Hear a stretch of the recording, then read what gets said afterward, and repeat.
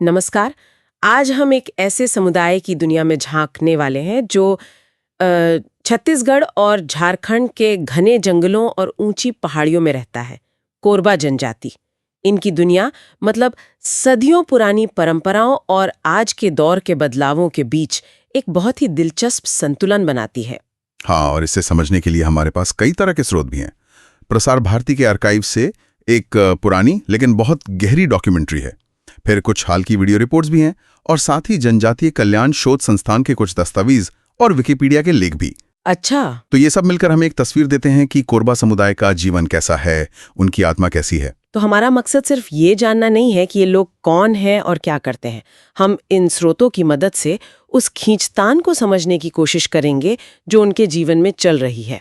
एक तरफ अपनी पहचान को बचाए रखने की जिद है और दूसरी तरफ आधुनिक दुनिया के साथ कदम मिलाने की जरूरत। बिल्कुल। चलिए इसी नजरिए से इस खोजबीन को शुरू करते हैं। ये खींचतान हमें उनके नाम और बसावट में भी तुरंत दिखने लगती है। हाँ। हमारे स्रोत बताते हैं कि कोरबा समुदाय को अक्सर एक ही नजर से देखा जाता है, लेकिन इनके भीतर भी दो दुनियाएं बसती हैं। एक है पहाड़ी कोरबा, जो पहाड़ों की ऊंचाइयों पर रहते हैं और अपनी जड़ों से ज्यादा मजबूती से जुड़े हैं। हाँ। और दूसरे हैं दिहारिया कोरबा। अच्छा, दिहारिया कोरबा। हाँ, जो पहाड़ों से उतरकर मैदानी गांवों में बस गए हैं, खेती कर रहे हैं और क्या कहते हैं मुख्य धारा के समाज के साथ ज्यादा घुल मिल गए हैं। तो ये जो दो गुटों का जिक्र है, पहाड़ी और दिहारिया, ये सिर्फ उनके रहने की जगह का फर्क नहीं है। नहीं, बिल्कुल नहीं। असल में ये उस समुदाय के अंदर चल रहे एक बड़े बदलाव की कहानी है। एक तरफ वो लोग हैं जो जड़ों से जुड़े रहना चाहते हैं और दूसरी तरफ वो जो मुख्य धारा को अपनाने में फायदा देख रहे हैं। सही कहा। अच्छा, तो सबसे पहले ये समझते हैं कि ये लोग रहते कहाँ हैं। इनका मुख्य गढ़ तो छत्तीसगढ़ और झारखंड की सीमा वाले इलाके हैं, जैसे सरगुजा, जशपुर, कोरबा जिले। ओके। लेकिन इनकी कुछ आबादी उत्तर प्रदेश के मिर्जापुर और सोनभद्र में और थोड़ी बहुत पश्चिम बंगाल और मध्य प्रदेश में भी मिलती है। और इनकी जनसंख्या कितनी होगी? 2011 की जनगणना के हिसाब से देखें तो इनकी कुल आबादी करीब 1,66,000 थी। 1,66,000? हाँ, जिसमें से बड़ा हिस्सा लगभग 1,29,000 छत्तीसगढ़ में था। स्रोतों में इन्हें प्रोटो ऑस्ट्रेलॉइड नस्ल का बताया गया है। ये शब्द सुनने में थोड़ा भारी लगता है, इसका आसान मतलब क्या है? हाँ, ये तकनीकी शब्द है। आसान भाषा में कहें तो अगर हम भारत के सबसे पुराने निवासियों की बात करें तो ये उन्हीं में से एक हैं। ओह। इनकी जड़ें इस जमीन में बहुत बहुत गहरी हैं और यही गहराई इनकी भाषा में भी दिखती है। इनकी अपनी भाषा है कोरवा। कोरवा? हाँ, जिसे ये प्यार से भासी भी कहते हैं। और ये भाषा भी इन्हें दूसरे आदिवासी समूहों से जोड़ती है ना? बिल्कुल, ये ऑस्ट्रो एशियाटिक भाषा परिवार की मुंडा शाखा से है। अब फिर से आसान भाषा में इसका मतलब ये है कि इनकी भाषा का परिवार वही है जिससे संथाली और मुंडारी जैसी बड़ी जनजातीय भाषाएं निकली हैं। अच्छा। एक रिसर्च रिपोर्ट तो यहाँ तक कहती है कि कोरवा और मुंडा भाषाओं में 90% तक समानता है। 90%? जी, ये एक बहुत बड़ा सुराग है जो बताता है कि ऐतिहासिक रूप से ये सभी समुदाय एक ही विशाल समूह का हिस्सा रहे होंगे। हालांकि अब वक्त के साथ कई लोग छत्तीसगढ़ी और सादरी जैसी स्थानीय भाषाएं भी बोलने लगे हैं। तो इनकी पहचान इनकी जमीन और भाषा से गहराई से जुड़ी है। अब जरा देखते हैं कि ये जमीन और जंगल उनके पेट पालने में कैसे मदद करते हैं। उनकी आजीविका का तरीका क्या है? उनकी पूरी अर्थव्यवस्था जंगल के इर्द गिर्द घूमती है। उनका सबसे पारंपरिक तरीका है ब्योड़ा खेती। ब्योड़ा? हाँ, जिसे हम झूम खेती के नाम से भी जानते हैं। इसमें वो जंगल के किसी हिस्से की झाड़ियों को साफ करते हैं, उन्हें जलाते हैं और उसकी राख को खाद की तरह इस्तेमाल करके जमीन को खेती के लिए तैयार करते हैं। लेकिन आज के समय में तो जंगल काटने पर सख्त कानून है, तो क्या ये परंपरा अब भी वैसी चल रही है? यहीं पर एक कमाल की बात दिखती है। ये सिर्फ परंपरा से बंधे नहीं हैं, बल्कि बहुत प्रैक्टिकल भी हैं। अच्छा। जब वन विभाग ने बड़े पेड़ काटने पर रोक लगाई तो इन्होंने अपनी सदियों पुरानी ब्योड़ा खेती को बंद नहीं किया, बल्कि उसे बदल दिया। कैसे? अब सिर्फ छोटी मोटी झाड़ियां साफ होती हैं, बड़े पेड़ों को कोई हाथ नहीं लगाता। ये दिखाता है कि कैसे ये समुदाय नियमों और परंपरा के बीच एक रास्ता निकाल लेता है। मतलब जिंदा रहने के लिए जरूरी है। हाँ, ये हालात के हिसाब से ढल जाने का एक बेहतरीन हुनर है। और उगाते क्या है ये? इनके खानपान में क्या शामिल है? मुख्य रूप से मक्का, उड़द और दूसरी दालें। लेकिन खेती ही सब कुछ नहीं है। जंगल उनकी माँ की तरह है। महुआ, कांदा, चिरौंजी, तरह तरह के फल, फूल और कंदमूल उनके भोजन का एक बहुत बड़ा हिस्सा है। डॉक्यूमेंट्री में एक सीन है जहां एक परिवार जंगल से कंद खोद कर ला रहा है और बच्चे उसे बड़े चाव से खा रहे हैं। हाँ, और स्रोत ये भी बताते हैं कि वे जरूरत पड़ने पर जानवरों का शिकार भी करते हैं। तो जब खेती का मौसम नहीं होता तब गुजारा कैसे चलता है? तब उनका हुनर काम आता है। महिलाएं और पुरुष दोनों मिलकर बांस से सूपा बनाते हैं। सूपा, जिससे चावल साफ किया जाता है। हाँ वही। और सुंदर टोकरियां बुनते हैं। फिर इन्हें पास के साप्ताहिक हाट यानी बाजार में बेचकर कुछ पैसे कमाते हैं। और यहीं पर वो परंपरा और आधुनिकता की खींचतान हमें फिर से इनकी अर्थव्यवस्था में भी दिखती है। बिल्कुल। पहले सब कुछ जंगल और आपस की अदला बदली पर टिका था। हाँ, पहले यहाँ वस्तु विनिमय यानी चीजों की अदला बदली का सिस्टम था। किसी ने टोकरी दी तो बदले में नमक या चावल ले लिया। लेकिन अब साप्ताहिक बाजार और पैसा इनकी जिंदगी का केंद्र बन गए। ये दिखाता है कि कैसे बाहरी अर्थव्यवस्था ने धीरे धीरे इनके आत्मनिर्भर जीवन में अपनी जगह बना ली है। लेकिन क्या इस बदलाव की कोई कीमत भी चुकानी पड़ रही है? जरूर, और सबसे बड़ी कीमत है जमीन का अलगाव।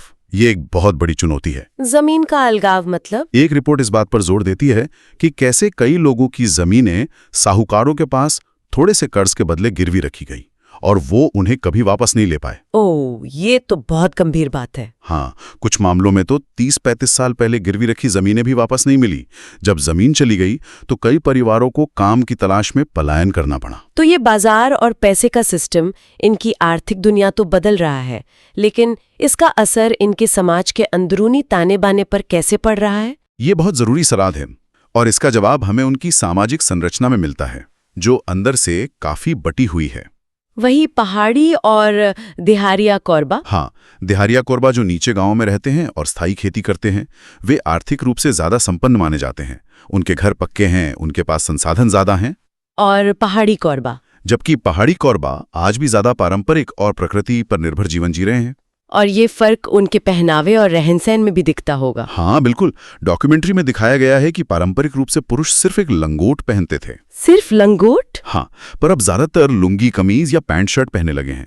महिलाएं साड़ी ब्लाउज पहनती हैं। अच्छा। एक बहुत प्यारी बात जो एक रिपोर्ट में पढ़ने को मिली वो उनके आभूषणों के बारे में थी। क्या? आर्थिक तंगी के बावजूद शौक पूरा करने का उनका तरीका बहुत अनोखा है। वे चकली नाम के पौधे के पत्तों को मोड़कर कान में पहन लेती हैं। वाह, जो दूर से बाली जैसा ही लगता है। ये छोटी सी बात मुझे बहुत अच्छी लगी। ये दिखाता है कि खूबसूरती और शौक के लिए महंगे साधनों की जरूरत नहीं होती, बस एक नजरिया चाहिए। सही कहा। अच्छा, गोदना यानी टैटू का भी जिक्र है स्रोतों में। आज के जमाने में हम टैटू को फैशन से जोड़कर देखते हैं, लेकिन इनके लिए इसका क्या मतलब है? इनके लिए गोदना सिर्फ सजावट नहीं है। तो फिर? ये पहचान का एक गहरा प्रतीक है। महिलाएं इसे अपनी कलाई, गर्दन और पैरों पर बनवाती हैं। हर डिजाइन का एक खास मतलब होता है जो उनके समुदाय और उनकी स्थिति को दर्शाता है। मतलब ये एक तरह से उनकी त्वचा पर लिखा हुआ इतिहास है। बिल्कुल। समाज की बात हो रही है तो विवाह की रस्मों के बारे में भी जानना चाहूंगी। क्या वो भी इतनी ही सरल और प्रकृति से जुड़ी हैं? बेहद सरल। कोई पंडित नहीं, कोई लंबे चौड़े मंत्र नहीं। सच में? हाँ, पहले बाल विवाह और एक से ज्यादा पत्नियां रखने का रिवाज था, पर अब ये लगभग खत्म हो गया है। सबसे जरूरी नियम यह है कि शादी अपने ही गोत्र यानी क्लैन में नहीं हो सकती। और रस्में? रस्मों में दूल्हा दुल्हन को हल्दी तेल लगाया जाता है। और हंडिया का क्या महत्व है? इसका जिक्र बार बार आता है। हंडिया यानी चावल से बनी एक तरह की शराब उनकी हर रस्म का एक अहम हिस्सा है। अच्छा। शादी में वर वधू सबसे पहले एक दूसरे को हंडिया पिलाते हैं और फिर सभी मेहमानों को दी जाती है। ये एक सामाजिक जुड़ाव का प्रतीक है। और दहेज प्रथा? दहेज प्रथा नहीं है, बल्कि कन्या मूल्य की परंपरा है, जिसमें लड़के वाले लड़की के परिवार को सम्मान के तौर पर कुछ चावल, दाल और थोड़े पैसे देते हैं। ये तो मुख्य धारा के समाज से बिल्कुल उल्टा है। और समाज की प्रगतिशील सोच इस बात से भी दिखती है कि विधवा विवाह को पूरी मान्यता दी गई है। हाँ, ये बहुत महत्वपूर्ण है। अब अगर हम इनके विश्वास और आस्था की दुनिया में चलें तो वहां भी हमें परंपरा और बाहरी प्रभावों का एक दिलचस्प मिश्रण देखने को मिलता है। कैसे? मतलब उनकी मूल मान्यताएं क्या थीं और अब उनमें क्या बदलाव आया है? शुरुआत में उनका विश्वास पूरी तरह प्रकृति और पूर्वजों की आत्माओं पर केंद्रित था। वे मानते थे कि जंगल, पहाड़, नदी सब में कोई न कोई शक्ति वास करती है। लेकिन समय के साथ जब वे दूसरे समुदायों के संपर्क में आए तो उन पर हिंदुत्व का प्रभाव पड़ा और कई लोग भगवान शिव की पूजा करने लगे। तो क्या उन्होंने अपनी पुरानी देवी देवताओं को पूरी तरह छोड़ दिया? नहीं, यही तो दिलचस्प बात है। उन्होंने बाहरी प्रभावों को अपनी आस्था में मिला लिया। आज भी उनकी सबसे प्रमुख देवी सतवाहिनी देवी हैं। सतवाहिनी देवी। हाँ, इसके साथ ही वे सिंगबोंगा यानी सूर्य देवता को पूजते हैं। गांव की सीमाओं की रक्षा करने वाले देवता गम्हर हैं और पशुओं के रक्षक देवता रक्सेल हैं। तो मतलब उनकी आस्था की कई परतें हैं। बिल्कुल। सबसे गहरी परत प्रकृति की है और उसके ऊपर नई मान्यताएं जुड़ती चली गईं। स्रोतों में एक अजीब से अंधविश्वास का भी जिक्र मिलता है कि अगर घर में किसी की अस्वाभाविक मौत हो जाती थी तो वे उस घर को ही छोड़ देते थे। हाँ, वे उस घर को अशुभ मानकर कहीं और अपनी झोपड़ी बना लेते थे। ये शायद उस दुख और डर से दूर जाने का एक मनोवैज्ञानिक तरीका रहा हो। और अब जैसे जैसे वे स्थायी जीवन अपना रहे हैं, इस प्रथा में बहुत कमी आ गई है। इनके त्योहार भी इनके सामाजिक जीवन का आईना है। सरहुल, कर्मा, धर्मा, ये इनके बड़े त्योहार हैं। और इन्हें मनाते कैसे हैं? नाच गाने के साथ पूरा समुदाय मिलकर मनाता है। और इन सभी धार्मिक कामों को करवाने वाले को बैगा कहते हैं, है ना? क्या उनकी भूमिका सिर्फ पूजा पाठ तक सीमित है? नहीं, बैगा की भूमिका बहुत बड़ी है। वो पुजारी भी है, डॉक्टर भी और सलाहकार भी। डॉक्टर भी? हाँ, वो झाड़ फूंक और जंगल की जड़ी बूटियों से इलाज करने में माहिर माना जाता है। और आज भी बीमार पड़ने पर कई लोग पहले बैगा के पास ही जाते हैं। पता चलता है ये मृतकों को दफनाते हैं और मृत्यु के 10वें दिन कमान नाम का एक समारोह होता है। कमान? हाँ, इसमें पूरे गांव को भोज दिया जाता है और इसके बाद ये माना जाता है कि मृतक की आत्मा को शांति मिल गई और वो अपने पूर्वजों में शामिल हो गई। तो हमने उनकी पहचान, आजीविका, समाज और आस्था को समझा। अब उस पहलू पर आते हैं जो शायद सबसे जरूरी है, बदलाव का दौर और वो चुनौतियां जिनका वे आज सामना कर रहे हैं। शिक्षा से शुरू करते हैं। पहले क्या स्थिति थी? पहले स्थिति बहुत खराब थी।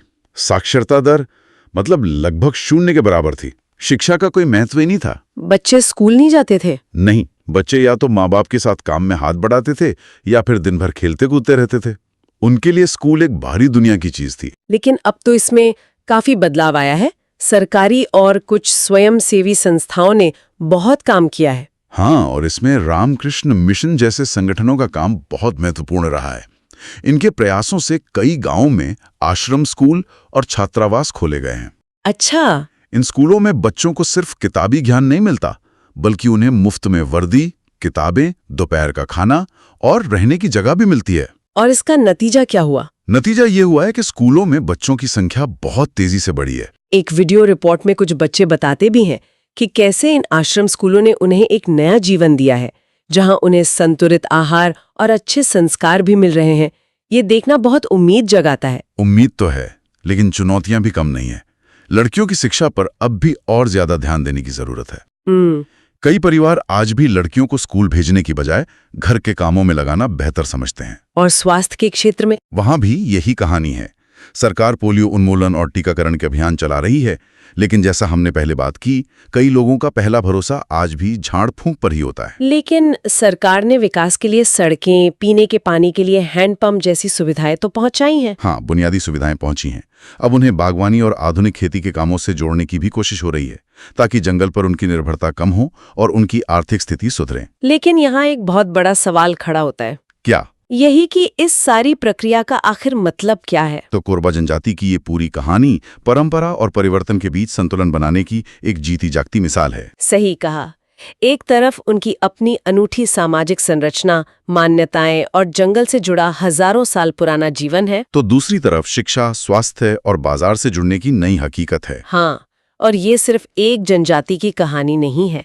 ये सवाल तो दुनिया भर के कई आदिवासी समुदायों के सामने खड़ा है। बिल्कुल। स्रोत ये तो साफ साफ दिखाते हैं कि सरकारी और सामाजिक संस्थाओं के प्रयासों से कोरबा समुदाय के जीवन में भौतिक सुधार तो आ रहा है, इसमें कोई शक नहीं। लेकिन ये एक जरूरी सवाल भी खड़ा करता है। क्या? विकास की इस प्रक्रिया में जब एक समुदाय मुख्य धारा के साथ जुड़ता है, तो वो अपनी उस अनूठी सांस्कृतिक पहचान, अपनी भाषा और अपनी आत्मनिर्भरता को कैसे बचाए रख सकता है, जो सदियों से उसकी पहचान रही है। क्या विकास का मतलब सिर्फ बाहरी सुविधाओं को अपनाना है या अपनी जड़ों को मजबूत करते हुए आगे बढ़ना है? ये एक ऐसा सवाल है जिस पर हम सबको सोचने की जरूरत है।